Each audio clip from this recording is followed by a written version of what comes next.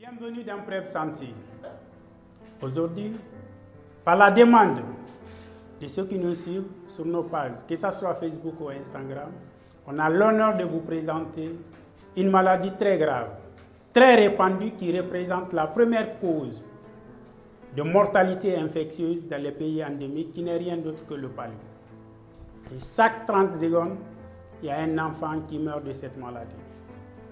Et c'est pourquoi j'ai choisi de partager mes connaissances avec un très grand généraliste de ce pays. Il s'agit du docteur Cissé Ibrahima Sori, qui va vous parler de la forme simple et grave de cette maladie. Après, je vais revenir vers la fin de la vidéo pour vous parler de la forme cérébrale de cette maladie.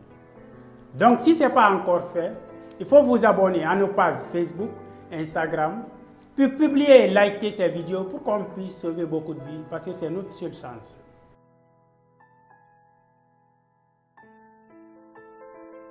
Bonjour, je suis Dr Cissé Ibrahima Sori, médecin généraliste en service à la clinique CIMED de Dubreka. Aujourd'hui, j'ai l'honneur de vous présenter une affection très grave, très fréquente et voire même mortelle. Cette affection touche 247 millions de personnes dans le monde, avec un taux de mortalité très élevé en Afrique, soit 96% de décès. Les enfants de moins de 5 ans représentent 80% de ces décès. Ce n'est rien d'autre que le paludisme, qui se transmet par la piqûre des moustiques appelés anophèles femelles infectées. Elle se transmet également par la contamination interhumaine. Cette contamination interhumaine de la mère à l'enfant à partir de la voie transplacentaire et la transfusion sanguine. Si cette affection, une fois dans l'organisme, ce parasite, une fois dans l'organisme, se manifeste par une triade symptomatique. Cette triade symptomatique, nous avons la fièvre, les frissons et la sueur. Cette triade peut être accompagnée par les maux de tête, par les douleurs musculaires, par les vomissements, les nausées, voire même la diarrhée.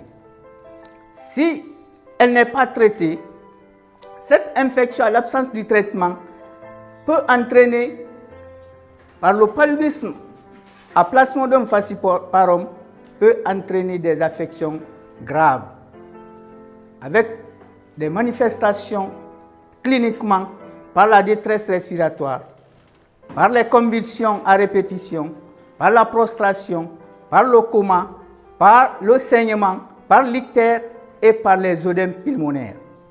Elle se manifeste également biologiquement par une anémie sévère, un taux d'hémoglobine inférieur à 5 grammes par décilitre chez l'enfant, inférieur à 7 grammes par décilitre chez l'adulte. Une hypoglycémie avec la glycémie inférieure à 2,2 mmol par litre, une acidose métabolique, donc le bicarbonate plasmatique est inférieur à 15 mmol par litre, une hyperlactatémie. Cette hyperlactatémie, donc la lactate sérique est supérieure à 5 mmol par litre, une hyperparasitémie et une insuffisance rénale dont la créatinine est supérieure à 265 micromoles par litre. Le diagnostic de cette affection est basé sur la recherche des plasmodiums par la microscopie et par le TDR, c'est-à-dire le test de diagnostic rapide. Le meilleur traitement de cette affection est d'orienter le malade vers une structure sanitaire. Et le traitement est basé sur l'utilisation des combinaisons thérapeutiques à base d'artémisinine. Bien sûr, nous avons le traitement préventif. Ce traitement préventif consiste ou passer par l'utilisation des antivectoriels et la chimioprophylaxie. La lutte antivectorielle consiste à utiliser les moustiquaires imprégnés d'insecticides et la pulvérisation intradomiciliaire. La chimioprophylaxie consiste à utiliser les médicaments visant à prévenir l'infection palus et ses conséquences. Elle vise également à traiter de façon complète toute la population vulnérable. Elle comprend la prophylaxie, le traitement préventif du paludisme saisonnier et le traitement préventif intermittent chez les femmes enceintes. Je vous remercie.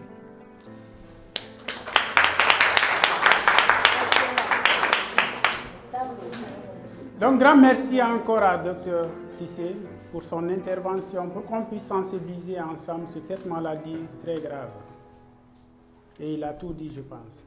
Ce parasite, une fois dans le corps, se dirige tout droit au niveau du foie, l'un des plus gros organes. Et dans cet organe, ce parasite se met dans une forme endormante, où il n'y a pas de signe.